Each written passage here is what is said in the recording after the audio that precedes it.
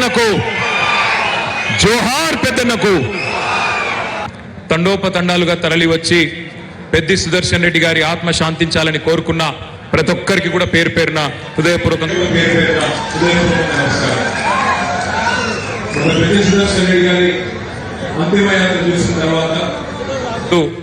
హైదరాబాద్ లో ఎంతో ఆశ్చర్యంతో నన్ను అడిగిండు, అన్నా ఆయన ఏమి మాజీ ముఖ్యమంత్రి కాదు, మాజీ మంత్రి కూడా కాదు, మరి 10 సార్లు పనిచేసిన శాసనసభ్యుడు కాదు, ఎందుకన్నా అంతమంది తరలివచ్చిన నర్సంపేటలో 12 గంటల పాటు ఎందుకు అంత పెద్ద యాత్ర జరిగింది, జనయాత్ర జరిగింది అంటే వారికి నేను ఒక్కటే చెప్పిన, పెద్ది సుదర్శన్ రెడ్డి పెద్ద పెద్ద పదవులు అలంకరించకపోవచ్చు కానీ వరంగల్ జిల్లాలో ఉద్యమానికి నాయకత్వం వహించిన నాయకుడు, ఉద్యమాన్ని ఒంటి చేత్తో నడిపిన నాయకుడు.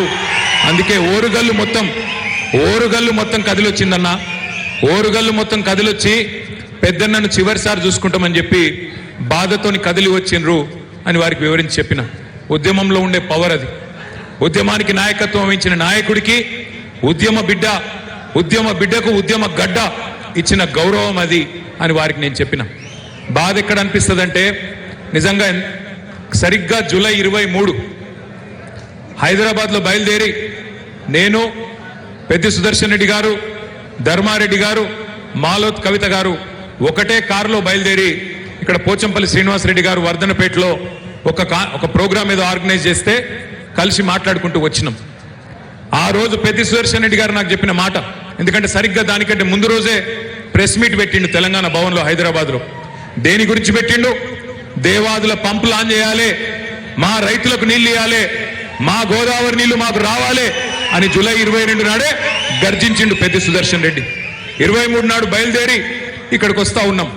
ఆ రోజు కూడా ఆయన చెప్పిన మాట ఒకటే, అన్నా కార్యాచరణ రూపొందించాలి, దేవాదుల పంపులు ఆన్ చేస్తలేరు, ఒక నియోజకవర్గమో ఒక నాయకుడో మాట్లాడితే కాదు, అందరం వరంగల్ జిల్లా నాయకత్వం మొత్తం కలిసి కొట్లాడాలన్నా, కలిసి అవసరమైతే పాదయాత్ర అంటారా లేకపోతే ఇంకేదైనా యాత్ర పెడతారా మాట్లాడండి, కేసీఆర్ గారితో మాట్లాడి ప్రోగ్రాం ఇవ్వండి, మేము చేయడానికి సిద్ధంగా ఉన్నాం అని చెప్పి మొదలుపెట్టిండు.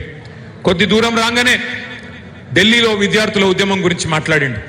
అన్న విద్యార్థులు ఢిల్లీలో కదం దొక్కుతుంటే మనం హైదరాబాద్లో ఏదో ఒకటి చేయాలన్నా, ఆ పిల్లలకు సంఘీభావం చెప్పాలంటే అప్పటికప్పుడు అర్ధగంట లోపల ఓ దిక్కు పెద్దన్న, ఇంకో దిక్కు ధర్మారెడ్డి అన్న, ఇంకో దిక్కు మాలోత్ కవిత, మేమందరం అప్పటిదప్పుడే అనుకొని తెల్లారి ఇందిరా పార్క్ దగ్గర పిల్లల కోసం ఒక ధర్నా కార్యక్రమం చేద్దామని చెప్పి నిర్ణయం తీసుకొని వెంటనే వరంగల్ జిల్లా నాయకత్వం మొత్తానికి పెద్దన్ననే ఫోన్ చేసిండు. ధర్మారెడ్డి అన్న పెద్దన్న ఫోన్ చేసి రేపు మనం ఒక 5-6 వేల మంది పిల్లలం మనం పోవాలి, యువకులు పోవాలి అని చెప్పి నిర్ణయం తీసుకొని అప్పటిదప్పుడు నిమిషాల మీద ఆర్గనైజేషన్ చేసిండు. తెల్లారి ఇందిరా పార్క్ దగ్గర ధర్నా చేసినాం. సరిగ్గా 25 తారీఖు ఉదయం 8 గంటలకు సుదర్శన్ రెడ్డి గారి ఫోన్ నుంచి నాకు ఫోన్ వచ్చింది. నేను ఫోన్ ఎత్తిన, ఏమన్నా ఏం సంగతి అని ఫోన్ ఎత్తితే ఆయన శ్రీమతి స్వప్న ఏడుస్తా ఉన్నది.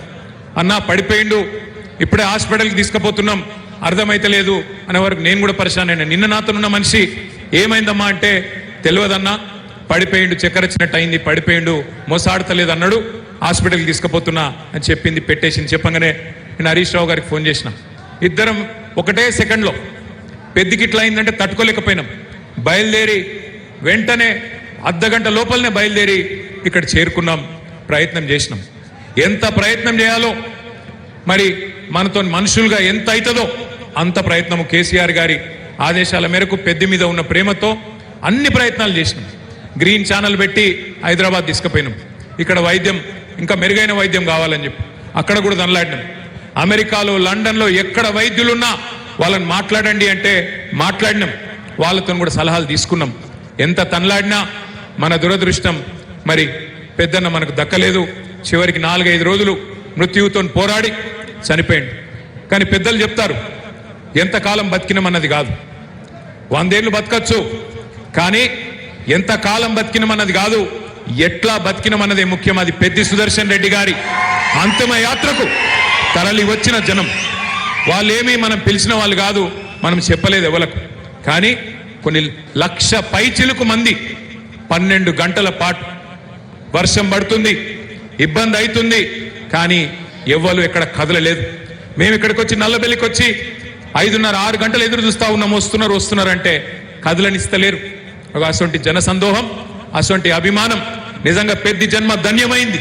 స్వర్గంలో ఎక్కడున్నాడో కానీ ఆయన జన్మ ధన్యమైంది.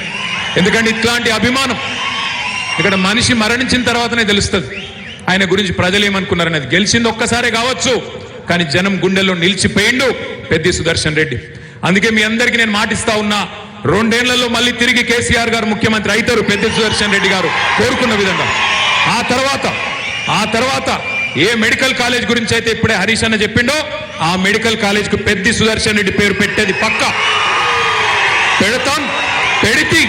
పెట్టి పెద్ది సుదర్శన్ రెడ్డి పేరు నర్సంపేటలో చిరస్థాయిగా నిలిచిపోయే విధంగా, భవిష్యత్తులో ప్రతి తరము గుర్తుపెట్టుకునే విధంగా వారికి ఘనంగా నివాళి అర్పిద్దాం. అట్లాగే హరీష్ అన్న చాలా విషయాలు చెప్పారు. 2 విషయాలు మాత్రం నేను చెప్తాను. ఆయన పట్టుదల ఎంత గొప్పదో. చేసింది ఒక్క టర్మే ఎమ్మెల్యేగా, ఆ ఒక్క టర్మ్లోనే కరోనా మహమ్మారి కూడా వచ్చింది. అతలాకుతలమైంది ఆర్థిక వ్యవస్థ. కానీ ఆయన చేసిన పనులు సామాన్యమైన పనులు కాదు. నన్ను పిలిచిండు, నర్సంపేటలో ఇంటింటికి గ్యాస్ ఇస్తున్నా, వంటింటి గ్యాస్ ఇస్తున్నా, సిలిండర్లు అవసరం పడదు మా ఆడబిడ్డలకి కాడి నుంచి అన్నాడు. నిజంగా చేసినవా అన్న? చేసినానా, నువ్వు రా అని చెప్పి నన్ను తీసుకొచ్చి ఆ రోజు ప్రారంభోత్సవం చేపించండు. గజ్వేలులో లేదు, సిద్దిపేటలో లేదు, సిరిసిల్లలో లేదు, ఎక్కడ లేదు రాష్ట్రంలో, ఏ నియోజకవర్గంలో ఉన్నది ఒకే ఒక్క నర్సంపేట పట్టణంలో. దానికి ఎవరు కారణం? పెద్ది సుదర్శన్ రెడ్డి. అట్లాగే మన వ్యవసాయ శాఖ మంత్రిగా పనిచేసిన నిరంజన్ రెడ్డి గారు చెప్తున్నారు, రాష్ట్రంలో ఎక్కడ లేని పథకం తెచ్చిండు పెద్ది. ఒక 100 కోట్ల రూపాయలు మా రైతులకిచ్చి పనిముట్లు ఇవ్వాలి ప్రత్యేకంగా అని చెప్పి ఒక ప్రాజెక్టు తీసుకొని కేసీఆర్ దగ్గర పోయింది. కేసీఆర్ గారు అడిగింది, ఎక్కడ లేదా బడ్జెట్లో లేదంటే, నాకు అదంతా తెలియదు సార్, మా నర్సంపేటకి ఇవ్వాలి అని మంకు పట్టు పట్టి అటు వ్యవసాయ మంత్రిని, ముఖ్యమంత్రిని కొట్లాడి ఒప్పించి సాధించిన గొప్ప నాయకుడు, గొప్ప అభ్యుదయవాది పెద్ది సుదర్శన్ రెడ్డి. ఆయన గురించి చెప్పుకుంటూ పోతే చాలున్నాయి. కానీ తెలంగాణ రాకమునుపు ఆయన చేసిన పోరాటం ఒక ఎత్తు అయితే, తెలంగాణ వచ్చినాక ఆయన చేసిన పోరాటం, మళ్ళీ ప్రతిపక్షంలోకి వచ్చిన తర్వాత ఆయన చేసిన అద్భుతమైన కార్యాచరణ మరొక ఎత్తు. అందుకే మనం ఆయనకి ఇచ్చే నిజమైన నివాళి. ఒకవైపు ఆ కుటుంబాన్ని కంటికి రెప్పలా కాపాడుకోవాల్సిన బాధ్యత మన మీద ఉన్నది. వాళ్ళ పెద్ద స్వప్న గారు కానీ, వాళ్ళ పిల్లలు కానీ, వాళ్ళ అన్నదమ్ములు కానీ, సుదర్శన్ రెడ్డి గారు అన్నదమ్ములు కానీ, వారిని తప్పకుండా కంటికి రెప్పలాగా కాపాడుకునే బాధ్యత పార్టీది. మీరెవరు కూడా ఆందోళన పడవద్దని చెప్పి కూడా నేను విజ్ఞప్తి చేస్తా ఉన్నా. అట్లాగే తప్పకుండా నిన్నెట్లయితే పెద్దలు కేసీఆర్ గారు కదలి వచ్చి తరలి వచ్చి మరి ఆ కుటుంబానికి అండగా నిలబడ్డారు, మరి తప్పకుండా భవిష్యత్తులో కూడా పార్టీ మొత్తం వారెంబడ ఉంటుందని చెప్పి కూడా నేను విజ్ఞప్తి చేస్తా ఉన్నా. అట్లాగే మా సోదరులు నర్సంపేట మెడికల్ కాలేజీలో పుట్టిన ప్రతి బిడ్డ, అట్లాగే గలగల పారే పాకాలలో దుంకుతున్న గోదావరి జలాల్లో పారే ప్రతి నీటి బొట్టు తప్పకుండా పెద్ది సుదర్శన్ రెడ్డిని చరిత్ర గుర్తుపెట్టుకుంటది. తప్పకుండా సూర్యచంద్రులు ఉన్నంత కాలం నర్సంపేటలో పెద్ది సుదర్శన్ రెడ్డి పేరు ఉంటది.